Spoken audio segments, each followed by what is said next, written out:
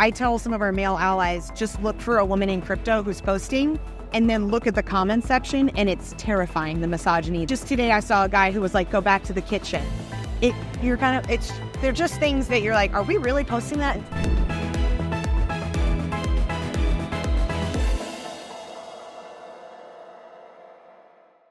Hey folks, Flo here with Blockchain North. I'm here with Amanda Wick from Washington, D.C., who is the founder and CEO of the Association for Women in Crypto. But why don't I let yourself introduce yourself? What's your elevator pitch? Former federal prosecutor, fell in love with crypto when I was prosecuting people for laundering it, got in love with the tech, moved over to the industry, worked at Chainalysis, started an association to make digital finance equally inclusive to women. Wow, that's probably 20 seconds. Very impressive. So I'm speaking to a former prosecutor. I'm going to be like, on my toes here. Be careful. Everybody always wants to admit that they committed crimes. Don't do that. I won't admit anything on this call or on this talk. Okay, so Association for Women in Crypto. First, maybe like some context. How many women work or active in the crypto space as let's say a rough percentage of the economy? I wish I knew that number, and we should get that number. I think it's hard for us because last year we did a state of inclusion report, and we did a survey to try to actually set a baseline, like how is inclusion in the industry? Because we're an association for women and a lot of women took the survey, I think 75% of the survey takers were women, 25% were men. That's obviously not reflective of the numbers in the industry. I think what's really hard, and we were talking about this earlier, is knowing there's a lot of women who work in the industry, but when we say, like, do you see them? Are they at these conferences? Are they being profiled? Are they in the interviews on the news? No. Why is that? This is a tough thing. Like, some of it is some conferences are more welcoming than others. Futurist is owned and run by a woman who's a boss, Tracy, and very, very welcoming. ETH Women had a women's breakfast, right? Singapore FinTech Festival. There's other conferences that we partner with that are actively trying to be inclusive. And then there's others, I'll just say rhymes with Schmokin 149, and maybe they're not as inclusive. And that's a problem because if you don't care that only 10% of your speakers are men, women know that. And we're not going to spend on a ticket. We're not going to go to a conference that's optional. That's not an industry necessity. You see some conferences like Consensus this year went out of its way, partnered with us, partnered with Web3, trying to be inclusive. Like, you see conferences that see the need for inclusion and reaching out, and then others that just aren't. And our hope is that we can incentivize and work with the ones that are being intentionally inclusive and hopefully persuade the ones that don't care that they should care. Okay, let's unpack that a little bit then. I mean, first off, what are opportunities for women in the crypto space? Or what are, let's say, opportunities that are specific to women, or are they not specific to women? They're not specific to women. I mean, we have women that are founders, CEOs, engineers, builders.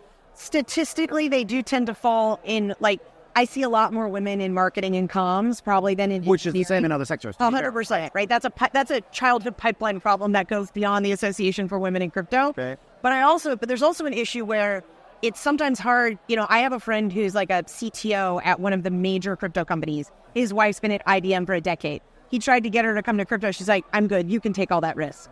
Like, there's dynamics in the household. There's issues with women and how they're conditioned to take. It's hard to get some women to come into what's perceived as a riskier industry if they're in TradFi, if they're in Dove.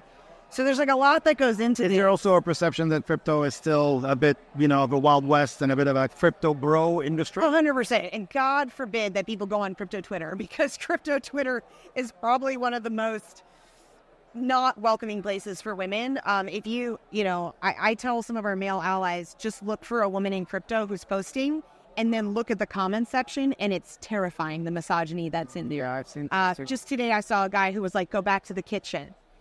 They're just things that you're like, are we really posting that in 2024? We interviewed Perianne Boring yesterday. I'm guessing you know who that is, from the Digital Chamber of Commerce. And she posted something about our booth and the interview we did together, and someone wrote, what a cutie, and it wasn't really aggressive. It was maybe not even ill-intended, but it's just like, it's just off topic. It was just strange, right? As you're talking about, crypto and, she's obviously a great thought leader, and the first thing that comes out is what a cutie. But Anyway, let's we could get pretty buried there.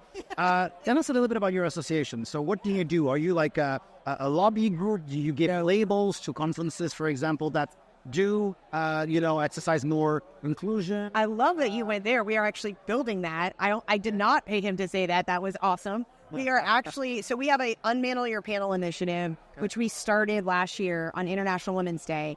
And it was like a 3-prong approach. So we had over 100 male allies who pledged not to speak on mantles or all-male panels. We had conferences like Futurists that pledged to have at least 30% women speakers or no mantles. And then we have a global inclusive speaker directory of women so that conferences, organizers can find the women, because I hear this a lot. I don't know where to find the women. And the thing about that is I think people just don't realize how true that is.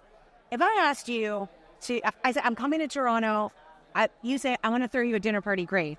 Are you going to invite 6 strangers that might embarrass you that you don't know? You're going to invite people you're comfortable with. And this is how conference organizers and event planners work. They invite the people that they know who are going to, known elements. We're just trying to expand that Rolodex and say, hey, here's new faces. But you kind of have to do that from a position of putting in front of them people that they can look at and vet and say, because otherwise it's just looking at an ocean and trying to find fish. And that's really hard. So the speaker directory is trying to facilitate that. And now we're actually working on an initiative because we had a lot of banks, law firms, and say, we're not crypto, but we'd love to unmantle our panels. So we're actually lifting it out of Association for Women in Crypto. This is like an exclusive? Yes, it's an exclusive. Like this is all in the works. But unmantleyourpanel.org will actually be for multiple industries to get rid of the mantle. So that must be an awesome feeling, no? To see something actually grow beyond what you had probably initially expected. 100%. And the thing is like, it's a big thing, but I live for the moments where our male allies message me or text me and say, hey, I got invited to do this thing. I put so-and-so forward. She's now on the panel. I swapped out. She's now. And it's little steps, baby steps, but we are having an impact, and that's why we exist. So yes, we do these networking events, and women and allies around the world get together, and it's fantastic. But the advocacy piece of actually trying to move the needle, of trying to change the culture is really kind of like our raison d'être. I mean, wow, that's so exciting. There's so much in what you said. I mean, I could take this in so many different directions. Are the efforts that you've made so far, you and the partners, male, female associations, events, I mean, you have, I guess, a whole ecosystem of partners and stakeholders. Can you measure some impact? So this is the hope. We did the 2024 State of Inclusion Report to set a baseline. Okay. And we worked with a company called Diversio that does like data metrics-based assessments of inclusion. They're Canadian? Are they Canadian? I think they are Canadian. Oh, okay. Isn't it Laura McGee? I think you're right. I did not know they were. I've interviewed her years ago in my previous business. A Canadian company. Yeah. Yes, they are Canadian. Yeah, and they're based in Toronto, actually. I knew that. But they're doing amazing work because, look, a lot of companies want to do DEI, but they don't want to spend a bunch of money and not be able to measure it, right? Like, especially a data industry, we want data. And so we were like, look, we want to be able to say in 5-10 years, what impact have we had? So we put out the survey to measure, okay, what is our inclusion score as an industry and how are we doing? And the results were startling in the sense of we knew we had an inclusion problem. So being worse than tech was not surprising. Being way worse than tech was surprising. But one of the most surprising stats was we measured workplace safety. Like, do you feel safe at work? Which could include sexual harassment, physical harassment, and also emotional harassment. So workplace toxicity. And we knew that a significant number of women would probably say that they felt unsafe. What was shocking was that 49% of the male respondents said they felt unsafe. So this is an industry problem because if we want global adoption, if we want all these companies to succeed, we can't have people feeling that their workplace is toxic or unsafe. And so we're building a certification for companies to have inclusion policies, to have anti-harassment policies. And it's not that they don't want them. It's just that sometimes you're a startup, you're moving fast and breaking things, you don't think about it. Like when I was at Chainalysis, we were, I think, Series B, and we didn't have a maternity policy. Not because they didn't care, but because a woman hadn't yet had a baby, and they hadn't needed it. So, and then all of a sudden, it was like, we need a maternity policy. Yeah. And so trying to put those things in place to make women feel welcome before they feel unwelcome. And not just women. Like, the survey reflected a lot of things for LGBTQ, minorities, like other underrepresented groups. And we just need to do better at building inclusion policies as an industry. What I love is that you have a lot of people that are trying to make things better. I mean, the ETH community represents this, right? They're trying to fix the world. They're trying to fix finance. They're trying to fix all these things. And they're so receptive to, then why don't we fix inclusion? And I think that's one of the wonderful things about the community is the number of founders who, when I say, we're building amazing things, why don't we just build inclusion in at the foundational layer in a way that TradFi and tech messed up? And I think they're here for it. Now that we're going into a bull run, I'm hoping they'll sponsor, because y'all told me that during a bear market it was tough. But I remember, and I'm going to be calling, but now, like, we need crypto to kind of step up. Well, you've set up the stage for my last question, which is how can people engage with you? And if we take the example of Blockchain North as Canada's first and principal media focused on crypto, how could we, for example, engage with you? What does it look like? Well, this? Simply. I mean, thank you for highlighting and having me. Like, this is a huge thing. Like, anytime we can get our message out is huge. We have individual memberships. If you go to womenincrypto.org, people can join there. You can follow us on Twitter and Instagram at AWIC Global. And we're on LinkedIn. We have a public page. I will say, if you are a CEO or a CMO of a crypto company and you would like to sponsor and really make meaningful change at the industry level, we would love to partner with you. So we're really looking for corporate sponsors that are really hardcore crypto. We have a lot of crypto adjacent sponsors, but we really need crypto projects. So if you're a crypto company that's serious about inclusion and getting more women in the industry, please reach out. I'm on LinkedIn.